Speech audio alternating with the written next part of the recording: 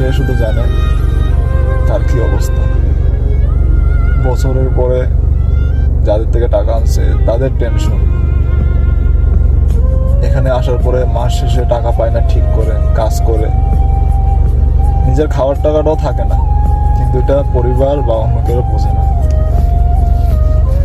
6 লাখ টাকা 5 লাখ টাকা ধার দেনা করে আসে, এই টাকার বোঝা নিয়ে আসার পর 5 বছর 6 বছর এমনি চলে যায়।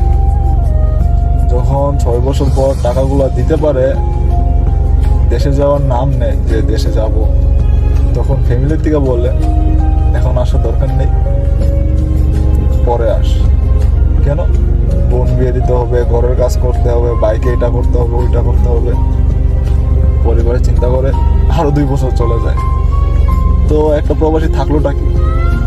কিছুই থাকে না, না নিজের ঘর, না নিজের বাড়ি, না নিজের দেশ, কিছুই না। যেখানে থাকে সেটাই ওর বাড়ি হয়ে যায়। সে যদি মরেও যায় কারো কিছু হবে না, কারণ সে তো একটা মেশিন হয়ে গেছে, টাকার মেশিন। টাকার মেশিন কি আর কারোর কাছে দাম থাকে? যতক্ষণ জীবিত থাকে ততক্ষণই দাম থাকে, মরে গেলে কি আর দাম দেয়? দেয় না।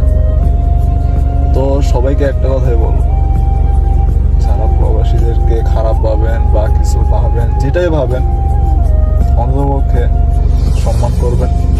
কারণ ওরা চাইতে কাউকে কষ্ট দেয় না, আমরা চাইতে কাউকে কষ্ট দেয় না, আমাদেরকে কষ্ট দেয়, তারপরেও আমরা সহ্য করি, কারণ আমরা বুঝি কষ্ট কি জিনিস।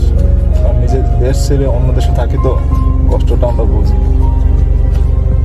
যদি সম্মান দিতে না পারেন তাহলে প্রবাসীদেরকে নিয়ে কথা বলবেন না, যদি না পারেন তাহলে কথা বলবেন।